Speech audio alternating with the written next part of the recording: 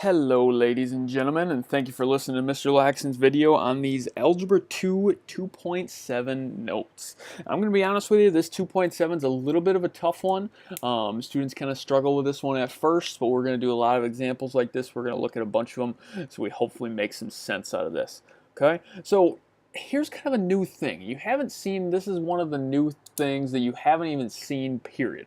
Algebra 1, you don't get into piecewise functions. This is pretty new completely. So here we go. A piecewise function is something that looks like this. Okay, so it's f of x equals 3x plus 5 if x is less than or equal to 1, and 2x minus 3 if x is greater than negative 1.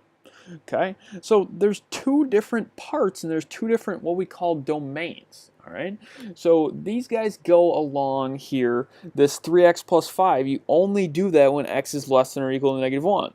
And you only graph 2x minus 3 when x is greater than negative 1.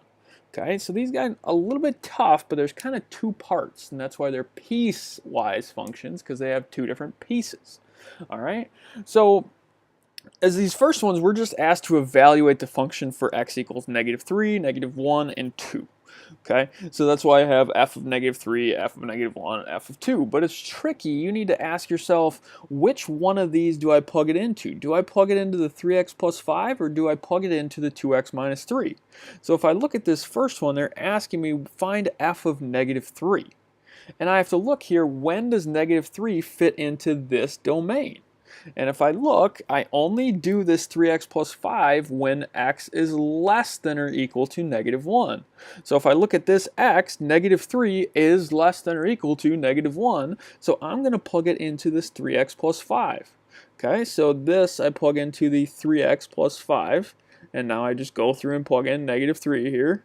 So negative 3 times negative 3 is negative 9, plus 5 is negative 4. All right, so be careful. You only can plug it into that top one because that's my x value is negative 3, which is less than or equal to negative 1. All right, so now I look, when my x value is negative 1, I have to plug it into that same one because it's less than or equal to negative 1. So this does equal negative 1, so I'm going to plug it into that part. So I have 3 times negative 1 plus 5. So that is going to be negative 3 plus 5, and negative 3 plus 5 is 2. All right. So now if I look at f of 2, that's asking me when my x value is 2. So 2 is greater than negative 1, so I'm going to plug it into this guy in the bottom. So I have 2 times 2 minus 3. 2 times 2 is 4, minus 3 is 1. All right, so you have to be able to know which part do I plug this into. All right, if your x value is less than or equal to negative 1, you plug it into the top. If it's greater than negative 1, you plug it into the bottom. Okay, so here is where we have graphing these piecewise functions. I'm just going to go through and rewrite this really quick here so I can see this. If I have f of x equals this piecewise function of 3x plus 5 when x is less than or equal to negative 1, and then I have what, 2x minus 3 when x is greater than negative 1. Okay, and here's where I would suggest that you have some sort of eraser because I'm going to graph both these lines. I'm going to graph 3x plus 5. I'm going to graph y equals 3x plus 5, and I'm also going to graph this y equals 2x minus 3. Okay, so y equals 3x plus 5. Let's start out with this one. Okay, I start with a y-intercept of 5. 1, 2, 3, 4, 5. All right, let's just graph this guy, period. Doesn't matter for right now. So I go up 3 over 1. I go down 3 to the left 1, down 3 to the left 1. Kind of fill up your whole graph here because you don't really know right now where you're going to have this. So this is my line. I got a line that goes through here. All right, and that is my line.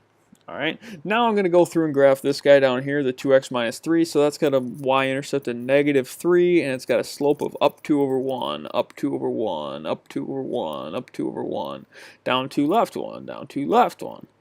All right, so notice here that these lines look similar. They're not exactly the same, but in my piecewise function, I still have this part.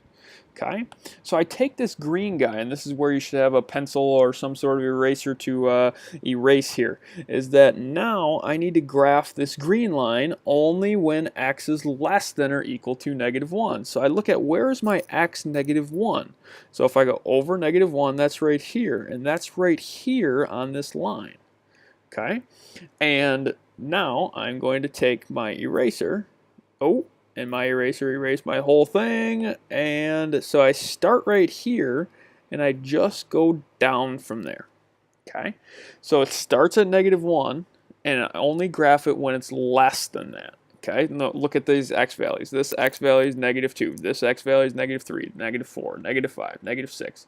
All these x values that I actually graph it on are less than or equal to -1. Now, for this one, I look at my blue line here, this 2x minus 3. I only graph that when x is greater than -1. So I look at here, I look at my -1 for this guy is right here. All right, so that is my -1, and I'm only going to graph it when it's greater than that, so when it's up here. So now I'm going to take my eraser, and I'm going to erase my whole line again, I'm sure. That's not what I wanted.